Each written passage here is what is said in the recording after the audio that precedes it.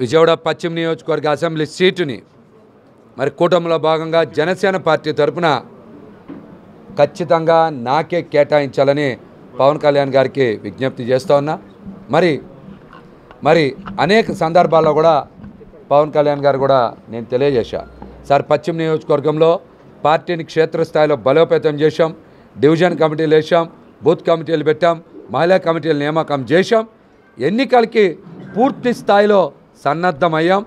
మనం ఈ సీటు మనకిస్తే ఖచ్చితంగా రాజధాని ప్రాంతంలో జనసేన పార్టీ ఉనికి ఉంటుంది, జనసేన పార్టీ జెండా రెపరెపలాడుతుంది, మనకి ఖచ్చితంగా గుర్తింపు ఉంటుంది అనేటువంటి విషయాన్ని కూడా అనేక సందర్భాల్లో తెలియజేశా.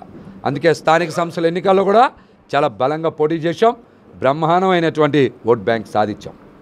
చిన్న చిన్న పొరపాట్ల వలన పశ్చిమ నియోజకవర్గంలో దగ్గర 8-9 స్థానాలు కోల్పోవడం కూడా జరిగింది. మేము పవన్ కళ్యాణ్ గారికి ఒకటే విజ్ఞప్తి చేస్తున్నాం, పొత్తులో భాగంగా పశ్చిమ నియోజకవర్గ సీటుని మరి ఎన్నికల తర్వాత పార్టీని చాలామంది వదిలేశారు, ఇబ్బందుల్లో పార్టీతో ఎవరు లేరు. మరి నేను విజయవాడ లాంటి నగరంలో నేను ఇక్కడే నిలబడ్డా, ఈ పార్టీ జెండా పట్టుకొని అన్ని పోరాటాలు చేశా, పార్టీ కష్టకాలంలో నిలబడ్డా.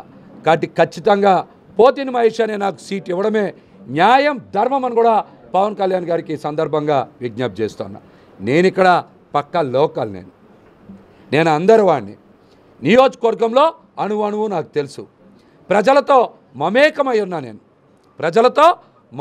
ఉన్నా, ప్రజల సమస్యల్లో నేను వారితో కలిసి ప్రయాణం చేశా, వారికి అండగా నిలబడ్డా. ఒక్క వ్యక్తికి ఇబ్బంది వచ్చినా కూడా మేము బలమైన గొంతుకు వినిపించాం, బలమైన పోరాటం చేశాం. కుల మతం పార్టీ చూడాల. మరి పశ్చిమ నియోజకవర్గ జనసేన పార్టీ కార్యాలయానికి నేను అధికార పార్టీ కాకపోయినా పెద్ద ఎత్తున ప్రజలు ఇతర పార్టీ నాయకులు వచ్చారంటే మేము వారి పట్ల నిస్వార్థంగా నిలబడతామనే నమ్మకం ఉండబట్టే కదా మా దగ్గరికి వచ్చారు. మరి అట్లాంటి మాకు పోటీ చేసే అవకాశం ఇవ్వాలి, ఖచ్చితంగా అప్పుడు మాత్రమే కూటమి లక్ష్యం నెరవేరుతుంది. లేకపోతే ఖచ్చితంగా కూటమి లక్ష్యం దెబ్బతినే ప్రమాదం ఉంది.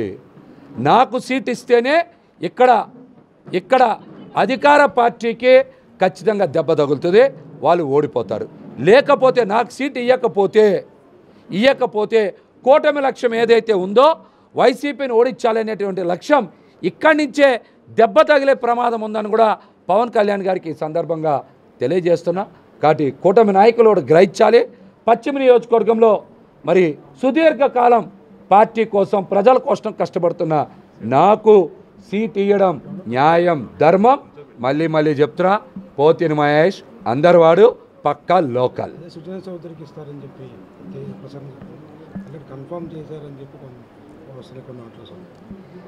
ఇంకా ఈ సీట్ ఎవరికి కన్ఫర్మ్ కాలేదని నాకైతే ప్రస్తుతానికి ఉన్నటువంటి సమాచారం. నాకైతే పవన్ కళ్యాణ్ గారి మీద సంపూర్ణ నమ్మకం, విశ్వాసం ఉన్నాయి. ఖచ్చితంగా జనసేన పార్టీ తరఫున నాకు సీటు కేటాయిస్తారు.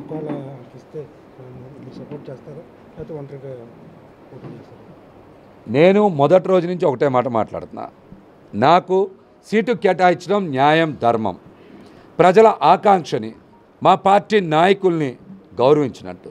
రాజధాని ప్రాంతంలో అన్ని పార్టీలు ఏ విధంగా అయితే ప్రాతినిధ్యం కోరుకుంటున్నాయో జనసేన పార్టీ తరఫున మేము కూడా ప్రాతినిధ్యం కోరుకుంటున్నాం, మా జెండా ఎగరాలని కోరుకుంటున్నాం. నేను ఇక్కడే పుట్టా, ఇక్కడే పెరిగా, ఇక్కడే జెండా పట్టుకున్నా, ఇక్కడే పోరాటం చేశా, ఇక్కడే కలబడ్డా, ఇక్కడే నిలబడ్డా. కాబట్టి నాకు సీట్ ఇవ్వడం న్యాయం, ధర్మం. ఇవ్వని పక్షంలో నేను మొదటి రోజు చెప్పా, పవన్ కళ్యాణ్ గారు బొమ్మ పట్టుకొని ఖచ్చితంగా ఎన్నికల్లో పోటీ చేస్తా.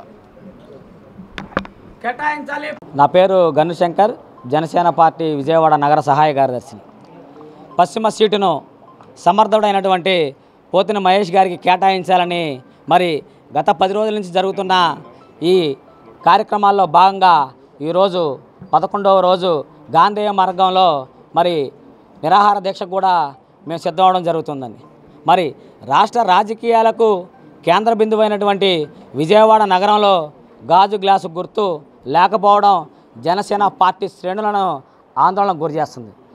కేవలం ఈ పోరాటం మాది పశ్చిమ నియోజకవర్గ సీటు కోసం మాత్రమే కాదు, రాజధాని నగరానికి కేంద్రమైనటువంటి విజయవాడలో గాజు గ్లాసు గుర్తు లేకపోవడం భవిష్యత్తులో జనసేన పార్టీ మనుగడ కోసం, జనసేన పార్టీ భవితవ్యం కోసం కూడా మేము ఆందోళన చెందుతున్నాము.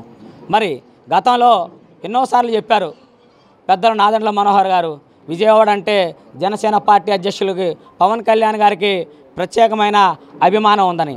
మరి దానికి నిదర్శనంగానే ఇక్కడే ఇంద్రకీలాద్రి అమ్మవారి పాదాల దగ్గర నుంచి వారాహి యాత్ర మొదలుపెట్టారు. అది మరి ఎంతో విజయవంతమైంది. అదేవిధంగా జనసేన పార్టీ క్రియాశీలక సభ్యత్వాలకు సంబంధించిన యాప్ను కూడా పెద్దల నాదెండ్ల మనోహర్ గారు విజయవాడ నుంచే ప్రారంభించారు. ఇలాగా మరి అమరావతిని శాశ్వత రాజధానిగా కూడా కొనసాగించాలని గతంలో పోతిన మహేష్ గారి నాయకత్వంలో ఒకరోజు నిరాహార దీక్ష చేస్తే ఆ కార్యక్రమాన్ని కూడా పెద్దల నాదెండ్ల మనోహర్ గారు ఇచ్చారు.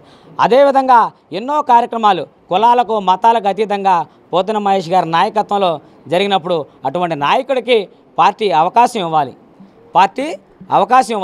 ఇక్కడ చూసుకుంటే మరి గత 10 రోజుల నుంచి హిందూ ధర్మం ప్రకారం అన్ని ఆలయాల్లో 108 కొబ్బరికాయలు కొట్టి మరి మేము మా అధ్యక్షుడు మనసు మార్చుకొని మహేష్ గారికి సీటు కేటాయించాలని, అదేవిధంగా ఎంతో పవిత్రమైన రంజాన్ మాసంలో ముస్లిం మైనార్టీలు కూడా వారు ప్రార్థనలు చేసి ఈ పశ్చిమ సీటును పోతిన మహేష్ గారికి ఇవ్వాలని, మరి నిన్న క్రైస్తవులకి ఎంతో శుభ సందర్భమైనటువంటి మట్టల ఆదివారం రోజు కూడా ఈ నియోజకవర్గంలో ప్రతి చర్చిలో కూడా మరి క్రైస్తవ సోదర సోదరీమణులు పశ్చిమ సీటును పోతిన మహేష్ గారికి ఇవ్వాలని చెప్పని వారు కూడా ప్రార్థించడం జరిగింది.